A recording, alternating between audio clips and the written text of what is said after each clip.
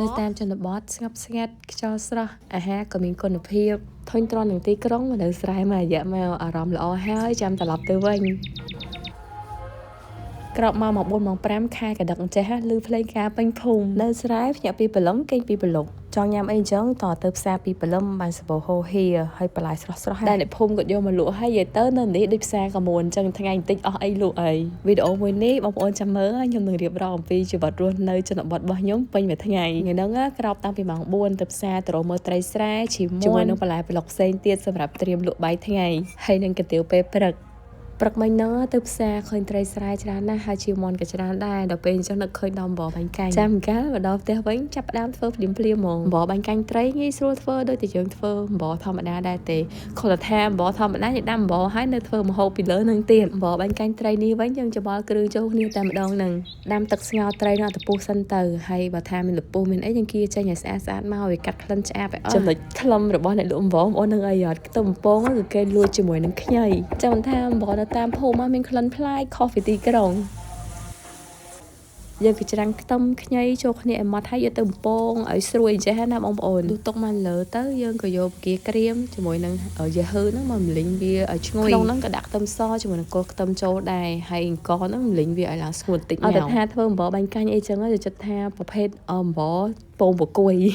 ត្រីឆ្អិនស្រង់ចេញចាក់អង្ករយើងបានលីងចូលមកយើងធ្វើអំបោពងបកួយហ្នឹងបងប្អូនអត់យូរទេព្រោះយើងលីងអង្ករឆ្អិនម្ដងហ្នឹងត្រីរស់ស្រែបន្តិចហ្នឹងបងប្អូន2ក្បាលទៅ 5,000 ទេខែនេះមិនថាបន្លែមិនថាត្រីបងប្អូនធូរថ្លៃខ្លាំងមិនយូរមែនទេគ្រឿងក្រៅរបស់យើងរៀបចំរួចរាល់មានសណ្តែកបដោមានជីមានម្ទេសឆាមានទាំងសៀងច្រាំទៀតបើទិញគេញ៉ាំមួយថងនឹង 2,500 ហើយប៉ុន្តែបើចង់សំកម្មធ្វើញ៉ាំខ្លួនឯងដោយសារតែចិត្តញ៉ាំអំបោពងបកួយបាញ់កាញ់ត្រីហ្នឹងបើទិញអំបោមានជួបនៅជ្រៅម្ទេសតែ 2,000 រួចខ្លួនបាត់ហើយតែយ៉ាងណាក៏យើងបានធ្វើញ៉ាំខ្លួនឯងចេះបានអ្នកផ្ទះបានអ្នកនៅធ្វើការនឹងហូបទាំងអស់គ្នាផងញ៉ាំម្ដងណាក៏នឹកឃើញតែពីក្មេងដែរអត់តែបានមិនថាបបរមិនថាកាទៀវទេអូហូបព្រឹកហូបថ្ងៃហូបល្ងាចបងប្អូនព្រោះជំនាន់នោះមិនសូវមានរបស់ឆ្ងាញ់ហូបទេ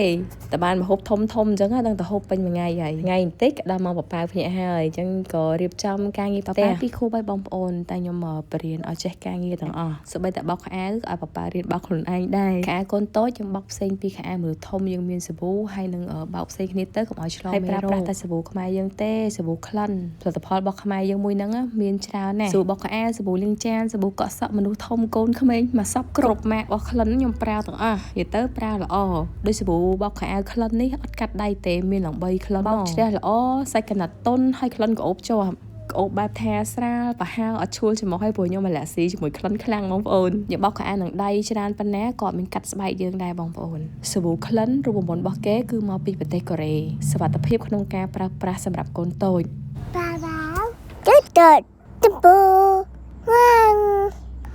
ប៉ាទៅជំនះខោអាវម៉ាក់នេះវិញមកលាងដបដោះគោប្រើប្រាស់ជាមួយនឹងសាប៊ូក្លិនយើងទុកចិត្តថាវាមានសុវត្ថិភាពបងប្អូនយើងប្រើសាប៊ូអស់តែបន្តិចទេបងប្អូនចេញចំពោះមកឡើងច្រើនលាងដល់2 3ទឹកហ្នឹងជ្រះសាប៊ូមកឡើងស្អាតហើយកំប៉ុងរបស់យើងឡើងភ្លឺលើប្លុងអត់មានល្អជាប់ចានជាមួយក៏កំប៉ុងដោះគោកូនយើងទេបន្ទាប់លាងកំប៉ុងដោះគោអូនស្អាតហើយយកទៅចំហុយហើយរៀបចំហាលខោអាវហើយតន់មានថ្ងៃជារៀងរាល់ថ្ងៃគឺចែកឯងការងារវិលជុំពីព្រឹករហូតដល់យប់ថ្ងៃបន្តិចអស់មកកាទៀវទៅភ្ញៀវមករកបាយមករកគ្រឿងមានកាហ្វេមានអីចឹងទៅយើងរកស៊ីមែនប៉ុន្តែយើងមានម៉ោងសម្រាប់មានម៉ោងលក់ចឹងទៅដូចពេលថ្ងៃចេះដល់ម៉ោងបាយថ្ងៃរៀបចំបាយទឹកឲ្យភ្ញៀវហើយដល់ម៉ោង 4 ម៉ោង 5 ចាប់ដើមរៀបចំបិទហាងហើយល្ងាចតិចទៅណែបដោះប៉ៅឲ្យចេះធ្វើចការចេះរៀបចំការងារផ្ទះចេះបញ្ចប់ហ្នឹងបងប្អូនឲ្យស្គាល់ធ្វើការងារថាវាហត់យ៉ាងណាហើយលំបាកមិនខ្លះឲ្យគាត់ដឹងថាអ្វីដែលយើងចង់បានមកមួយវាមិនមែនជារឿងងាយស្រួលទេតតែខំមិនយើងបានសង្ឃឹមថាការមករៀននេះពេលធំទៅគាត់នឹងចេះតស៊ូដោយខ្លួនឯងកខណូភូមិនៅចិត្តខ្ញុំនេះគឺពួកគាត់ដាំបន្លែច្រើនគ្នាណាបងប្អូនសឹងតែគ្រប់គ្នាប៉ុន្តែបន្លែដែលពួកគាត់ដាំគឺអត់ដូចគ្នាទេតែពេលចឹងទៅមានតម្រូវការទីផ្សារពួកគាត់លក់អ